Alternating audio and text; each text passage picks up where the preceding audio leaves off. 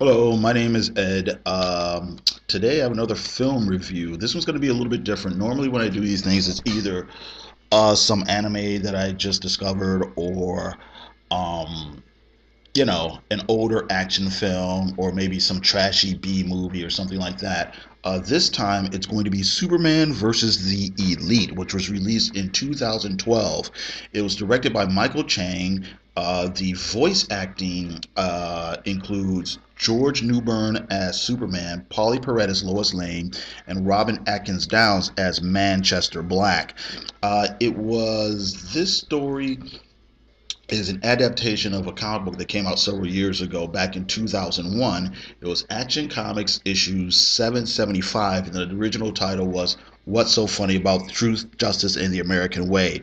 It was written by Joe Kelly, and the art was by Doug Mahnke. Is either Mahnke or Monk. He spells his name Mahnke.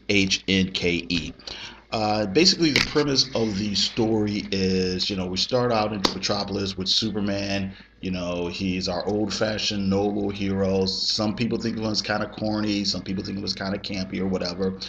But he's there to protect Metropolis and everything. And onto the scene come these newer heroes called the Elite, who are led by Manchester Black.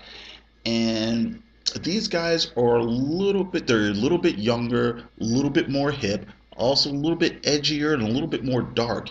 And at first, Superman tries to get along with them, but after a while, he starts to realize that their methods of crime fighting are a lot different than his. They're not so concerned with collateral damage or protecting the people.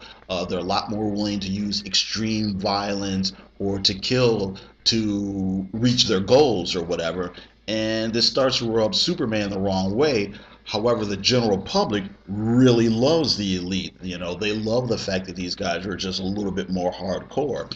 And it kind of gets to a point where the Elite more or less calls Superman out, saying, hey, either get with us or get out of our way, because we're not going to stop what we're doing. If you want us to stop, you're going to have to stop us. But in order to stop us, you're going to have to use our methods, which would just prove us right to begin with.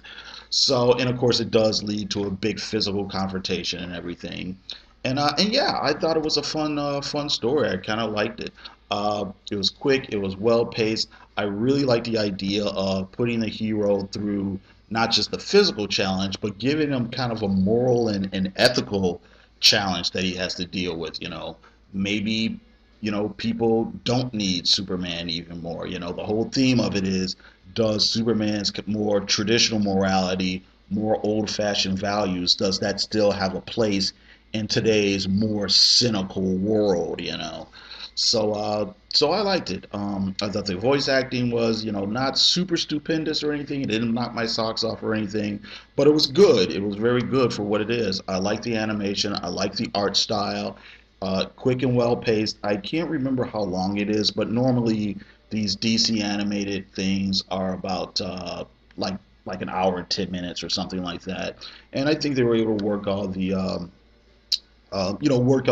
plot points in there in a good way. I will say this: it's not terribly layered or terribly. There's not a whole lot of plot twists and turns and things like that. It's all pretty much straightforward.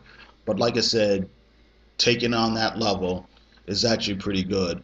Let's see here. The original.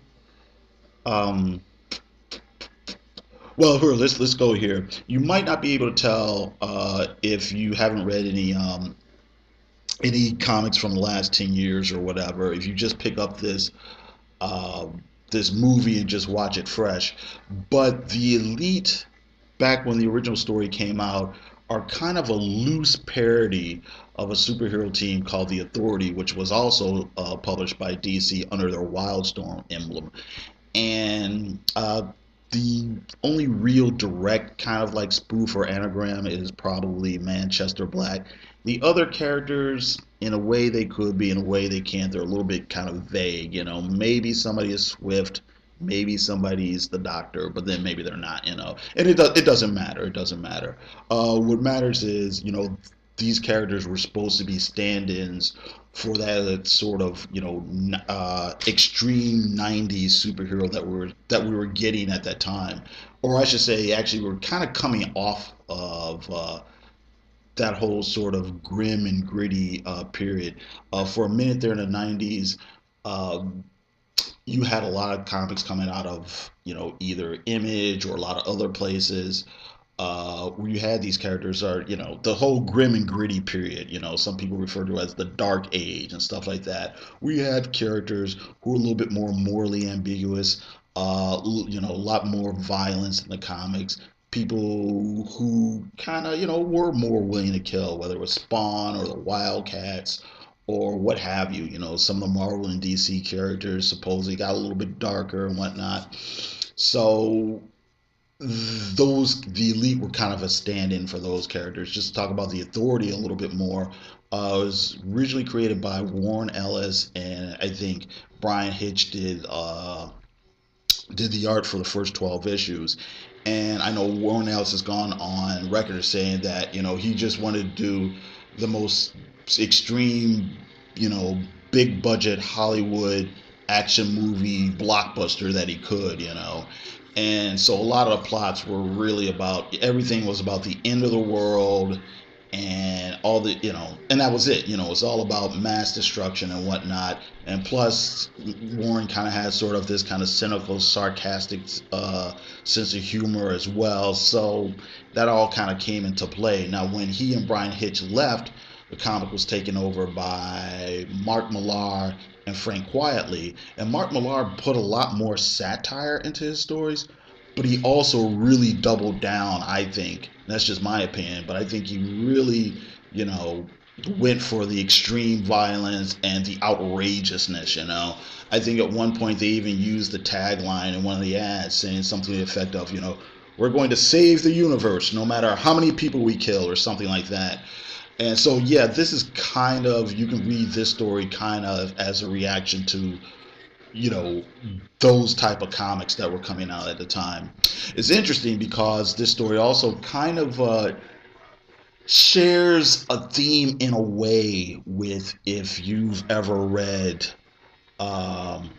Kingdom Come by Mark Waid, and it was illustrated by Alex Ross, where well, they took their story in a completely different direction or whatever, but it has a similar starting place where the older heroes have more or less retired, and there's a new generation of heroes who are in, and they are just all about fighting for the sake of fighting. They're not really about protecting people or anything like that. And the fact that these guys have gotten out of hand is what brings Superman and the older heroes, out of retirement. And like I said, they go into these other ideas and themes, these biblical things, Armageddon, pseudo-fascism, blah, blah, blah, blah, blah. But I think it's interesting that, like I said, they have a similar kind of starting place. What else? In the original comic, one thing that stuck out to me: Manchester Black smoked cigarettes, but in this animated thing, he doesn't. He's got a toothpick. I think one time he might have had a matchstick, between his teeth or something like that. And I think it's interesting because I don't know if there's a policy or anything like that down there at DC Animated Studios about no smoking or anything like that. I'm trying to remember. I know I saw Batman Year One. I can't remember if Commissioner Gordon was smoking his pipe in that or not. I know in what am I going to say here? Dark Knight Returns, their adaptation of Dark Knight Returns. I need to get back to that. But their adaptation of Dark Knight Returns, I'm not sure if they're smoking it or not, but I know in the original comic there's lots of cigar smoking and pipe smoking and stuff. So in a way I can see it, I can see them taking that out, because I'm sure they're looking at the fact that there's going to be people in the audience that might pick this up at, Walmart or whatever. It's like, oh, okay, here's a nice movie for, family movie night or whatever. And maybe they don't want to have smoking in or whatever. I do know some of the mild swear words are in there. I mean, I'm sure bastard showed up at least once or twice in this film. But, I just think it's interesting. So now another thing is some of the other DC Universe animated movies that were adaptations of um, original comic book stories. Some of them it looked like they went for trying to make the animation similar to the art style of the original penciler. So, for example, the I said Dark Knight Returns. Yeah, there's an obvious Frank Miller influence from the clips that I've seen. I haven't watched it, but I've seen some of the clips. But they went for that Frank Miller look in Superman, Batman, Public Enemies. The designs are very inspired by the character designs are very inspired by Ed McGuinness. And then they did on the flip, they did the Superman Batman Apocalypse, I think. The art looks sort of like uh, Michael Turner, who did the original comic book. Here, the art is not, it doesn't quite look like Doug Monkey. And I think it's probably because the things that make Doug Monkey's art stand out is, it's probably just a little bit too subtle to do. I mean, you to do in animation and make it work. I mean, you can look at Doug's art and know that it's Doug, but I don't know if it would really translate to a cartoon. But it's fine. The style they did use, really works, and I liked it. And let's see here. I think that's it.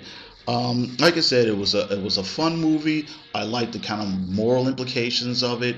Quick, well paced, well done, and that's it. If you've seen it, let me know what you think. Thanks, and you have a good day.